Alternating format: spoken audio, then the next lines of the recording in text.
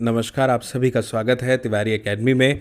आज हम बात करने वाले हैं कक्षा 6 के लिए गणित की पाठ्यपुस्तक के अंतर्गत आने वाले अध्याय 6 की, जिसका शीर्षक है पूर्णांक। और इसमें हम सबसे पहले बात करेंगे प्रश्नावली 6.1 की। पहला प्रश्न है, स्क्रीन पर आप देख रहे हैं, लिखा है निम्नलिखित के विपरीत यानी अपोजिट हमें लिखने हैं।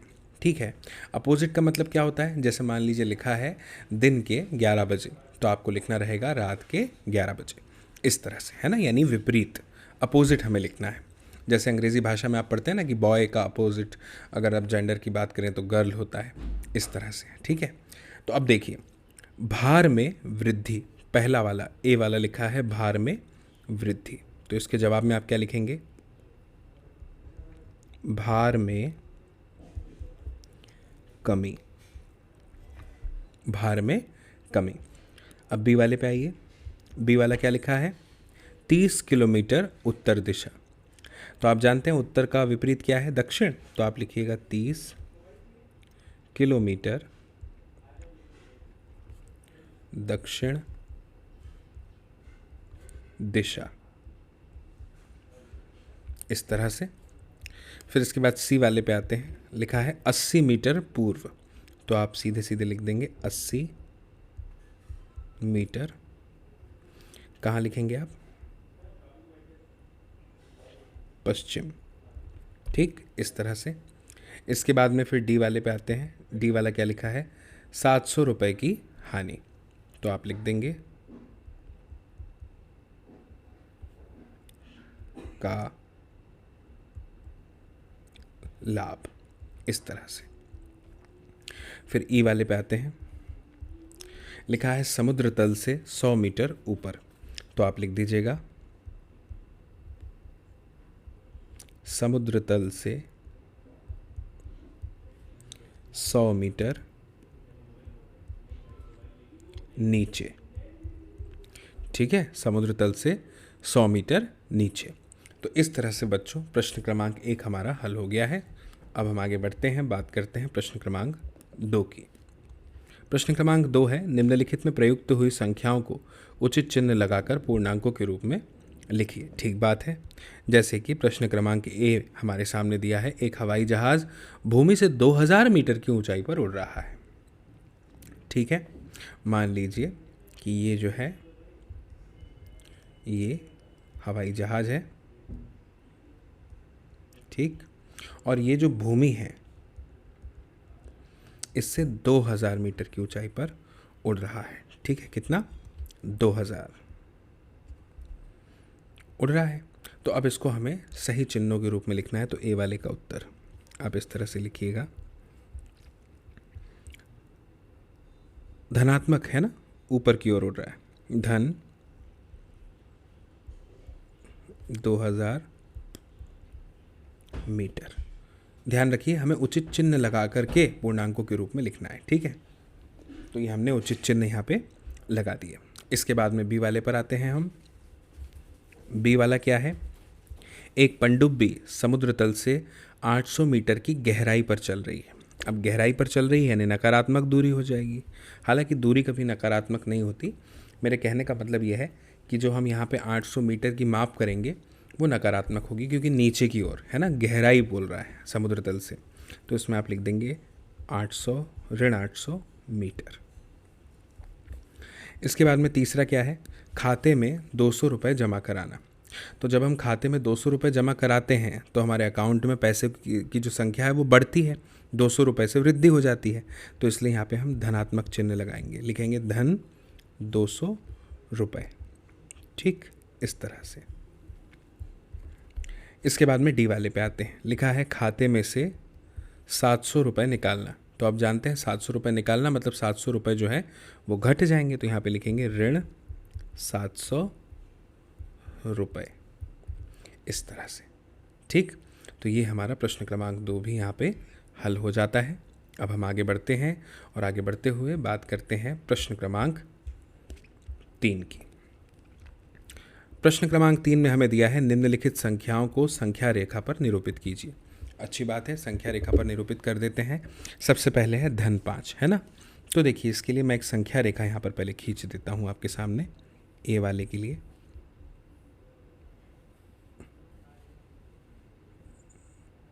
ये मैंने एक संख्या रेखा यहाँ पर खींच दी। ठीक, अब इसमें हमें क्या दर्शाना है, धन 5 दर्शाना है ना। तो हम एक काम करते हैं, बीच में जो है शून्य ले लेते हैं, यहाँ पे ऋण 1, ऋण 2, ऋण 3, ऋण 4, ऋण 5 हो गए। यहाँ पे 1, 2, 3, 4, 5 हो गए। ठीक, हमें क्या दर्शाना है, धन 5 दर्शाना है ना, धन 5 दर्शाना है। तो ये जो है हमारा धन 5 हो गया। ठीक, ये हमने दर्शा दिया। स्पष्ट है। चलिए अब इसके बाद में बी वाले पे आते हैं। बी वाला है ऋण 10 दर्शाना है।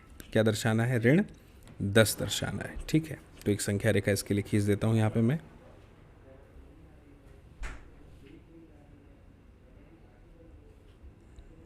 ऋण 10 दर्शाना है ना, तो यहाँ से शुरुआत कर दूंगा मैं। ऋण 11, ऋण 10, ऋण 9, ऋण 8, ऋण 7, ऋण 6, ऋण 5, ऋण 4, ऋण 3, ऋण 2, ऋण 1, 0, 1, 2।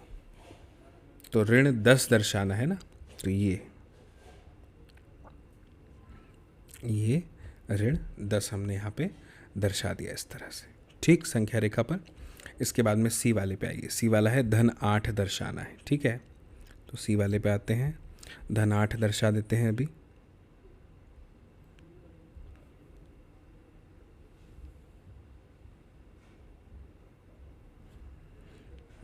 एक मिनट, ये एक संख्या रेखा खींच दी मैंने।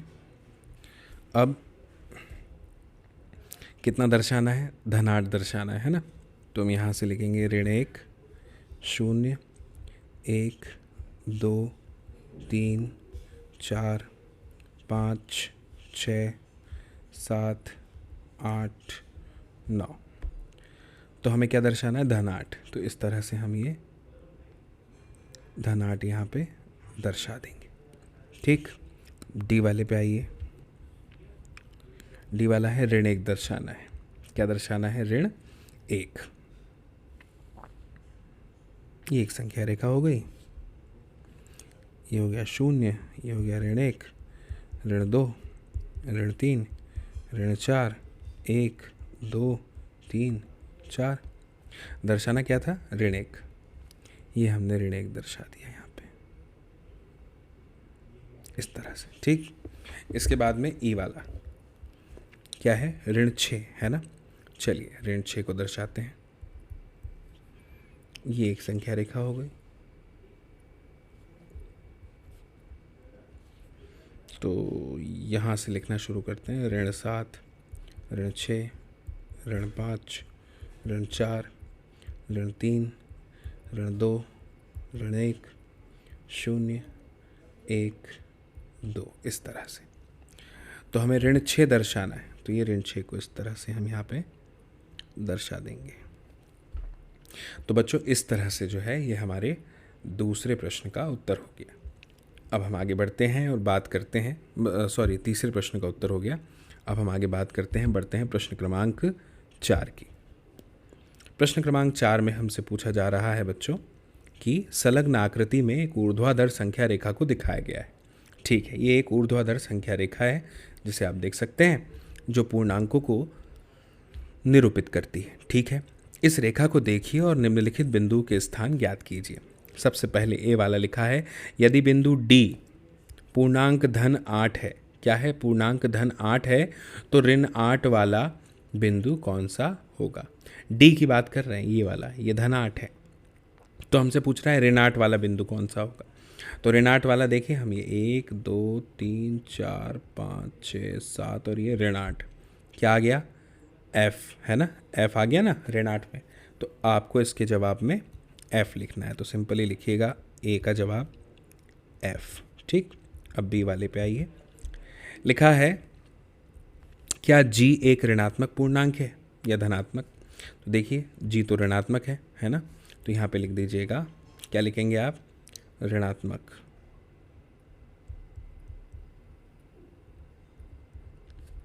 अब सी वाले पे आइए। सी वाला क्या पूछ रहा है, बिंदु बी और ई के संगत पूर्णांक लिखिए। बिंदु बी और ई के संगत हमें पूर्णांक लिखने हैं। तो बी कौन सा है, ये है। यहाँ पे कितना है, 1 2 3 4 है ना।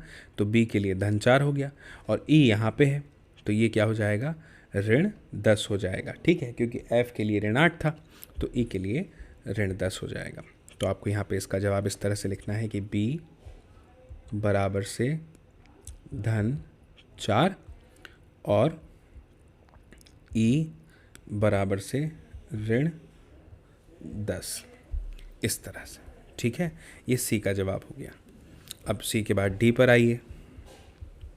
इस संख्या रेखा पर अंकित बिंदुओं में से किसका मान सबसे कम है। तो सबसे कम मान तो ई का ही है, -10 है ना। तो यहाँ पे लिख दीजिएगा जवाब में ई। ठीक, अब ई वाले प्रश्न पर आते हैं। लिखा है सभी बिंदुओं को उनके मानों के घटते हुए क्रम में लिखिए। तो घटते हुए क्रम में ये सारे बिंदु लिख देंगे। ठीक है, जैसे लिख देंगे डी, सी, बी, ए, एच, जी, एफ, ई, इस तरह से। तो ये हमारा प्रश्न क्रमांक 4 यहाँ पे हल हो गया। अब हम आगे बढ़ते हैं और आगे बढ़ते हुए बात करते हैं प्रश्न क्रमांक 5 की। प्रश्न क्रमांक 5 में हमारे सामने दिया हुआ है, ध्यान से समझिएगा। वर्ष के विशेष दिन के लिए भारत के 5 स्थानों पर रहे तापमानों की सूची नीचे दी गई है। बहुत अच्छी बात है, ये तो हमें यहाँ पे सूची दी गई है कि क्या क्या तापमान है किस किस में। ठीक है, तो अब ठीक है, बहुत अच्छी बात है। ये स्थान है सियाचिन। यहाँ का तापमान है 0 से 10 डिग्री सेल्सियस नीचे की ओर। शिमला में 0 से 2 डिग्री सेल्सियस नीचे। अहमदाबाद से 0 से 30 डिग्री सेल्सियस ऊपर। दिल्ली में 0 से 20 डिग्री सेल्सियस ऊपर और श्रीनगर में 0 से 5 डिग्री सेल्सियस नीचे है। ठीक है, तो अगर सियाचिन का तापमान 0 से 10 डिग्री नीचे है तो इसका अर्थ हो गया कि इसका तापमान हो जाएगा -10 डिग्री सेल्सियस। ठीक है, चाहें तो आप ये ऋण चिन्ह को कोष्टक में लिख सकते हैं। अच्छे से लिख देता हूँ, -10 डिग्री सेल्सियस। ठीक, इसके बाद में शिमला का तापमान कितना हो जाएगा, -2 डिग्री सेल्सियस। अहमदाबाद का तापमान कितना हो जाएगा बताइए। अहमदाबाद का 30 डिग्री सेल्सियस ऊपर है 0 से, है ना, तो हो जाएगा -30 डिग्री सेल्सियस। दिल्ली का 20 डिग्री सेल्सियस ऊपर है तो हो जाएगा -20 डिग्री सेल्सियस। और श्रीनगर का कितना है, 5 डिग्री सेल्सियस नीचे, यानी -5 डिग्री सेल्सियस। ये हो गया। ठीक है, अब ये 4 प्रश्नों के उत्तर देने ABCD। ठीक है, अभी दे देते हैं, कोई दिक्कत नहीं है। पहला वाला लिखा है इन स्थानों के तापमानों को पूर्णांकों के रूप में रिक्त स्तंभ में लिखिए। चलिए, बहुत अच्छी बात है, पहला तो हमने कर ही लिया। ए वाला पूर्णांकों के रूप में लिख दिया खाली स्थान में। चलिए, बहुत बढ़िया। अब बी वाला लिखा है निम्नलिखित संख्या रेखा, ये जो दी है दिखाई दे रही है स्क्रीन पर डिग्री सेल्सियस में, इसमें तापमानों को निरूपित करना है। यानी हमें यहाँ पर जो है जो जो शहरों का जो जो तापमान है वहाँ पे उनका नाम लिखना है। चलिए, बहुत अच्छी बात है, अभी कर देते हैं। कैसे करेंगे, ये संख्या रेखा दी है, देखिए मैं यहाँ पे इसके नाम लिखता हूँ जो जो जहाँ पे है ना। सबसे पहले -10 पे क्या है, सियाचिन, है ना। तो ये -10 के ऊपर आपको यहाँ पे लिख देना रहेगा सियाचिन। ठीक, सियाचिन। फिर -2 पे, है ना, ध्यान दीजिएगा, -2 पे यानी यहाँ पे आपको लिखना रहेगा, क्या लिखना रहेगा, शिमला। तो यहाँ पे आप लिखेंगे शिमला। ठीक है, मैं बस इशारे के लिए यहाँ पे लिख रहा हूँ, आप समझ जाइएगा। आप एक बराबर संख्या रेखा खींच करके और वहाँ पे लिखिएगा आराम से। ठीक, फिर इसके बाद में शिमला हो गया। फिर आप देख रहे हैं अहमदाबाद 30 डिग्री सेल्सियस पर, तो यहाँ पे लिख दीजिएगा आप 30 पे अहमदाबाद। ठीक, फिर 20 पे क्या लिखा है, 20 पे लिखा है दिल्ली, है ना, 20 पे लिखा है दिल्ली, तो 20 पे लिख दीजिएगा दिल्ली। ठीक, फिर श्रीनगर है -5 पे, ठीक है, यानी ये, तो यहाँ पे लिख दीजिएगा आप श्रीनगर। इस तरह से। ठीक है, तो ये आपका बी वाले का उत्तर हो जाएगा। ठीक, चलिए मैं इसको मिटा देता हूँ। अब हम आते हैं तीसरे प्रश्न पर। ठीक है, लिखा है कौन सा स्थान सबसे ठंडा है। कौन सा स्थान सबसे ठंडा है? तो सबसे ठंडा स्थान तो वही होगा बच्चों जिसका आप कह लेंगे कि जो तापमान है वो सबसे कम होगा। सबसे कम तापमान किसका है? सियाचिन का है, -10 डिग्री सेल्सियस। तो सी वाले का उत्तर आपको लिखना पड़ेगा क्या? सियाचिन। ठीक है, सियाचिन। इसके बाद में अगला प्रश्न पूछा है डी वाला, उन स्थानों के नाम लिखिए जिनका तापमान 10 डिग्री सेल्सियस से ऊपर है। तो 10 डिग्री सेल्सियस से ऊपर यानी धनात्मक दो ही मान हैं, एक तो अहमदाबाद का और एक दिल्ली का। तो यहाँ पे जवाब में लिख दीजिएगा अहमदाबाद और दिल्ली, ये आपका जवाब हो जाएगा। ठीक है, इसके बाद में अब हम आगे बढ़ेंगे और आगे बढ़ के बात करेंगे प्रश्न क्रमांक 6 की। क्या है प्रश्न क्रमांक 6? निम्नलिखित युग्मों में कौन सी संख्या संख्या रेखा पर दूसरी संख्या के दाईं ओर स्थित है? ठीक है, अभी देख लेते हैं। जैसे ए वाला लिखा है 2 और 9, तो ए वाले का उत्तर लिखेंगे हम यहाँ पे। ठीक है, अब पूछ रहा है कौन सी संख्या के दाईं ओर स्थित है संख्या रेखा पर। ठीक है, तो मुझे बताइएगा कि जो 9 है वो 2 के बाद आता है। 9 जो है वो किसके बाद आता है? 2 के बाद आता है। तो वो संख्या रेखा पर कैसे होगा? जैसे यहाँ पे है 2 तो 9 यहाँ पे होगा, यानी ये जो है दाईं ओर स्थित है। तो आप ऐसा लिखिएगा कि 9 संख्या 2 के दाईं ओर स्थित है। ठीक, बी पे आइए। लिखा है बी वाला ऋण 3 और ऋण 8 है ना। तो अब देखिए ऋण 3 और ऋण 8 लिखा हुआ है, तो अब संख्या रेखा है मान लीजिए यहाँ लिखा है ऋण 3 और यहाँ पे लिखा होगा ऋण 8। तो जो ऋण 3 है वो दाईं ओर है किसके? ऋण 8 के। तो यहाँ पे लिख दीजिएगा ऋण 3 संख्या ऋण 8 के दाईं ओर स्थित है।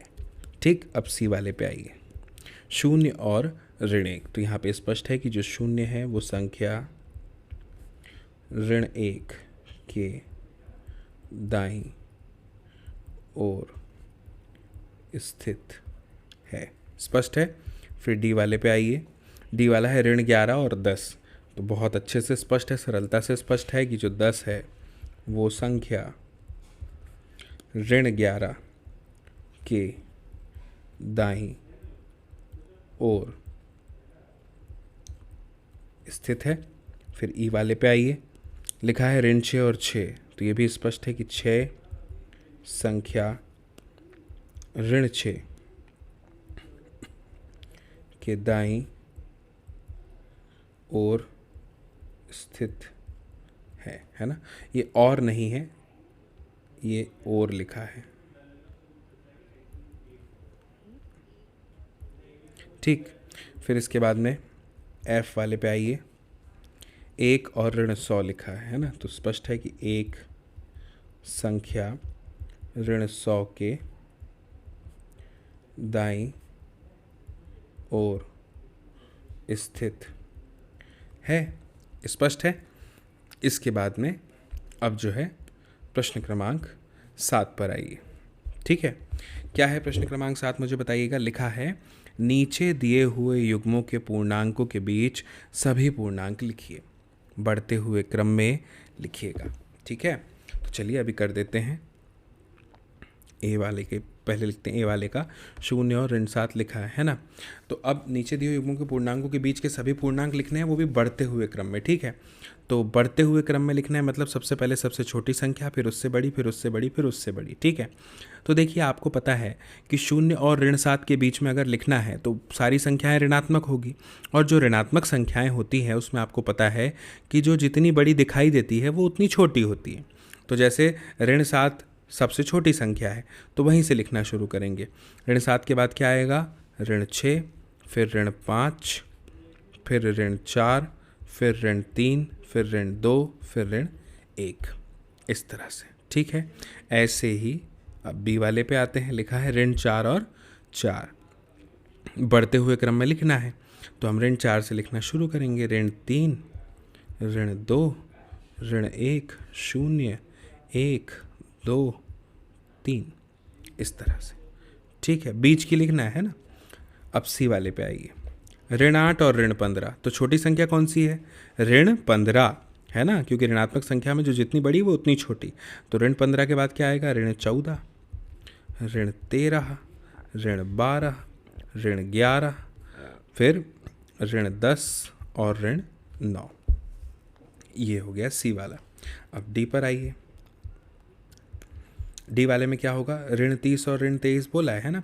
तो ऋण 30 के बाद क्या आता है, ऋण 29, ऋण 28, ऋण 27, ऋण 26, ऋण 25, ऋण 24, ऐसे। इस तरह से ये प्रश्न क्रमांक 7 हमारा यहाँ पे हल हो जाएगा बच्चों। अब हम आगे बढ़ते हैं और आगे बढ़ते हुए बात करते हैं प्रश्न क्रमांक 8 की। क्या है प्रश्न क्रमांक 8, ऋण 20 से बड़े 4 ऋणात्मक पूर्णांक लिखिए। ऋण 20 से बड़े 4 ऋणात्मक पूर्णांक लिखने बहुत सरल है। ए नंबर डालिए, ऋण 19, ऋण 18, ऋण 17 और ऋण 16, ठीक। ये ऋण 20 से बड़े हो गए। फिर बी वाला बोला, ऋण 10 से छोटे 4 पूर्णांक लिखिए। ठीक है भैया, अभी कर देते हैं, ऋण 11, ऋण 12, ऋण 13, ऋण 14। ये क्या हो गए, ऋण 10 से छोटे 4 पूर्णांक हो गए। स्पष्ट है। इसके बाद में आगे बढ़ते हैं, प्रश्न क्रमांक 9 पर आते हैं। लिखा है निम्नलिखित कथनों के लिए सत्य या असत्य लिखिए। यदि कथन असत्य है तो सत्य उसे क्या करना है, बनाना है, ठीक है। कोशिश करते हैं। पहला वाला लिखा है संख्या रेखा पर ऋण 8 ऋण 10 के दाईं ओर है। अब ये तो सत्य है ही, इसे क्या असत्य बनाए, तो ए वाले का जवाब जो है वो आ जाएगा सत्य। फिर लिखा है संख्या रेखा पर ऋण 100 ऋण 50 के दाईं ओर स्थित है, तो ये तो असत्य है। लिखा है असत्य है तो सत्य बनाइए, तो दाईं की जगह पे आप लिख दीजिएगा बाईं ओर स्थित है, ठीक। फिर लिखा है सबसे छोटा पूर्णांक, सी वाला, सबसे छोटा ऋणात्मक पूर्णांक ऋण 1 है, ठीक है। तो ये जो है यहाँ पे लिख दीजिएगा आप असत्य बात है, बिल्कुल असत्य बात है। सबसे छोटा ऋणात्मक पूर्णांक ऋण के लिए गलत है ये, यहाँ पे आप छोटा की जगह लिख दीजिएगा बड़ा, छोटा की जगह क्या लिख दीजिएगा बड़ा, तो वो सत्य हो जाएगा। फिर लिखा है ऋण 26 पूर्णांक ऋण 25 से बड़ा है, ठीक है। तो यहाँ पे लिख दीजिएगा छोटा है, क्योंकि ये जो है ये असत्य है। आप जानते हैं कि ऋण 25 बड़ा है ऋण 26 से, ठीक है ना, ठीक। तो ये प्रश्न क्रमांक 9 इस तरह से बच्चों हल हो गया। अब आते हैं प्रश्न क्रमांक 10 पर। प्रश्न क्रमांक 10 दिया है, एक संख्या रेखा खींचिए और निम्नलिखित प्रश्नों के उत्तर दीजिए। ठीक है, अभी खींच लेंगे। पहले ए वाला लिखा हुआ है, यदि हम ऋण 2 के दाईं ओर 4 कदम चलें तो हम किस संख्या पर पहुंच जाएंगे। ठीक है, तो मान लीजिए ये ए वाले का उत्तर हम दे रहे हैं। हमने एक जो है संख्या रेखा यहाँ पर खींची,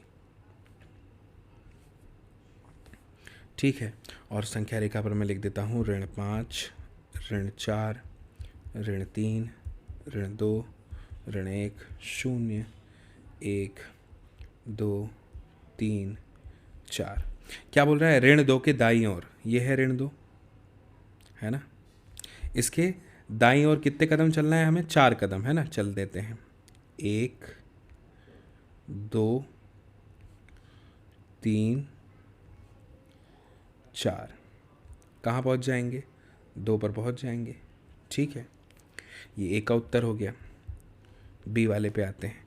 यदि हम 1 के बाईं ओर 5 कदम चलें तो हम किस संख्या पर पहुंच जाएंगे। ठीक, तो यहाँ पे भी एक संख्या रेखा खींच देते हैं हम। ठीक है, लिख देते हैं -5, -4, -3, -2, -1, 0, 1, 2, 3, 4। क्या कहा जा रहा है हमसे? हमसे कहा जा रहा है इसमें 1 के बाईं ओर 5 कदम चलना है। 1 मतलब ये हो गया, इसके बाईं ओर 5 कदम चलना है। ठीक है, 1, 2, 3, 4, 5, -4 आ गया। ये जो है बी का उत्तर हो गया। अब सी वाले पे आइए। यदि हम संख्या रेखा पर -8 पर हैं तो -13 पर पहुंचने के लिए हमें किस दिशा में चलना चाहिए। ठीक है, तो -8 पर हैं और -13 पर जाना है, यानी ऐसे जाएंगे हम, यानी इसका जवाब क्या आएगा? बाईं ओर। ठीक है, फिर लिखा है डी। यदि हम संख्या रेखा पर -6 पर हैं तो -1 पर पहुंचने के लिए हमें किस दिशा पर चलना पड़ेगा। तो मान लीजिए ये है -6, तो यहाँ से आप 1 पर जाएंगे यानी दाईं ओर, तो लिख दीजिए दाईं ओर। ठीक, तो ये हो गया आपका प्रश्न क्रमांक 10 हल। इस प्रश्नावली में 10 ही प्रश्न थे। मुझे उम्मीद है आपको ये 10 के 10 प्रश्न बहुत अच्छे से समझ में आए होंगे एक एक करके।